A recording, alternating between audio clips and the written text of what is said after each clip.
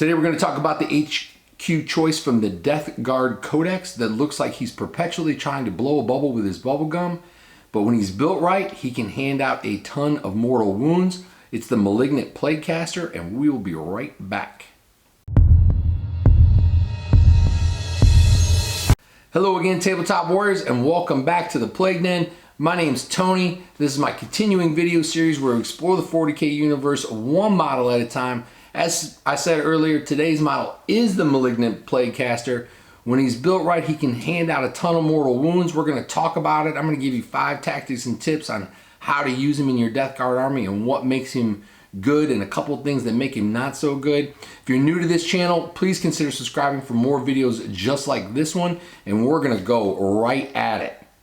Number 1, let's talk about the points. He's 110 points for an HQ unit. I think that's pretty good, especially if you want to use him to lead a detachment. So say you already have a Demon Prince or a Chaos Lord or something in your battalion and you need another HQ to lead your detachment as a support unit. I think this guy fits that role really well. He does have a 4 staff, plus 2 strength, minus 1 AP, D3 damage. He's weapon skill and ballistic skill 3 up. He's kind of squishy. He doesn't have the invul. He only has 3 attacks and 4 wounds, so melee really isn't his strong suit. Unless you can get him in and just use that staff once and kind of wipe him out, he's probably going to get squished on the snapback. But for 110 points as a support HQ and putting him in with attachment, I think it's great. And in this next number 2, we're going to compare him to the Sorcerer, and I'm going to show you some more reasons why 110 points is good. Number 2 is going to be how he compares to your other HQ choice in the Codex, which is basically the only comparable one is the regular Chaos Sorcerer. He does have 5 toughness compared to the Sorcerer. He's 12 more points, but he does also get the Disgustingly Resilient.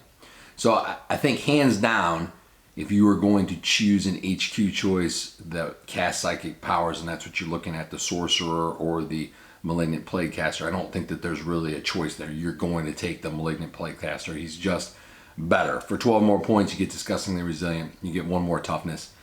You do lose 1 leadership, but I think he's just better. The Chaos Sorcerer is a little bit more flexible when it comes to his weapons and loadout. Obviously, you can choose different weapons. You can give him the staff or the sword or the axe.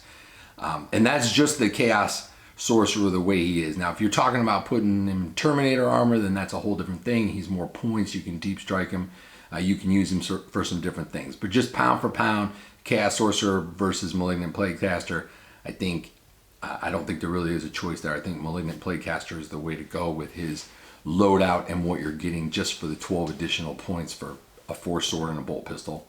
The Disgustingly Resilient does give him a little bit more survivability, so I think he's just better. Number 3 is going to be that Pestilential Fallout.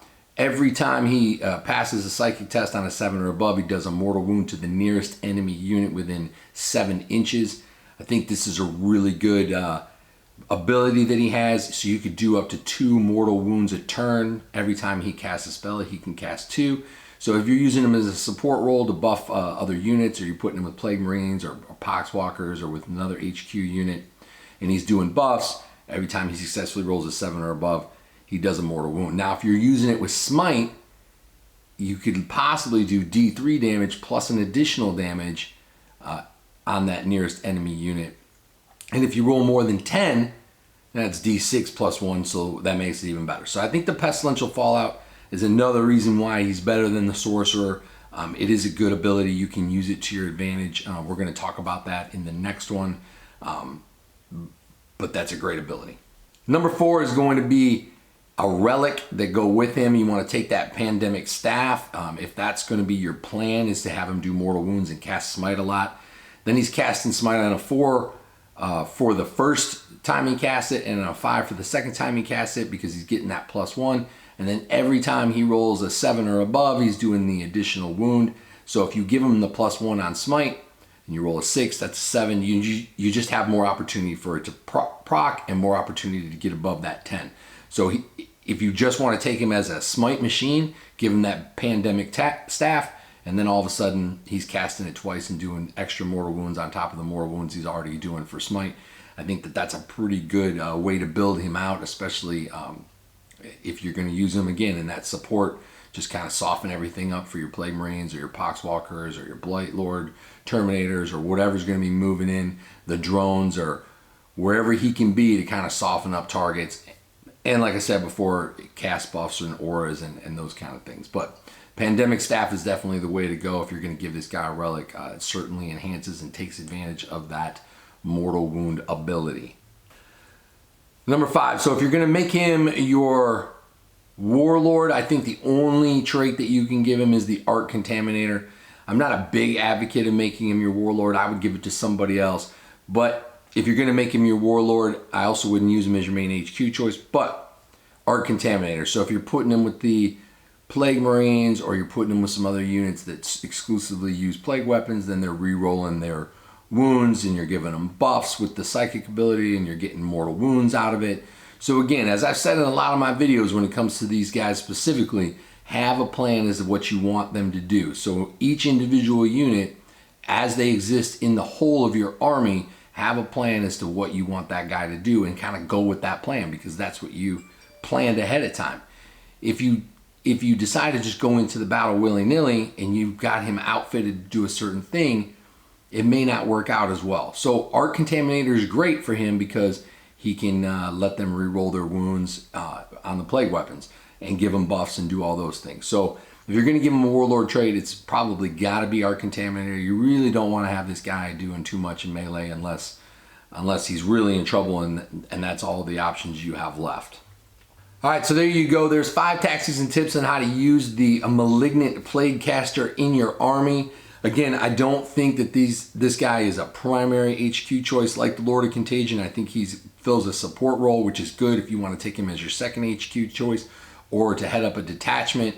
I think with the auras and the abilities that he has, his psychic powers, plus doing the mortal wounds when you have him in close for 110 points, he's definitely better than your sorcerer choice. There should be no reason why you're taking a base Death Guard sorcerer. He doesn't get disgustingly resilient and he doesn't have access to that ability, and it's only really a 12-point difference, so that's a big deal.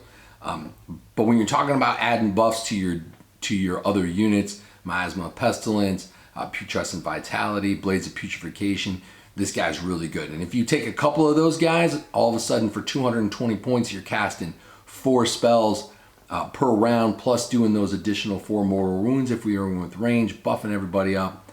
I think he's really good for what he does. And again, make sure that you have your plan and follow your plan. I can't stress that enough when you're using any of these units and building your army. Synergy and cohesiveness, and use the guys for what you plan them for. Now, I understand sometimes you get into a pickle and you got to use them for something else, but try to follow your plan as much as you can. It'll help, especially when you're in big matches and you start to forget things. Remember your plan.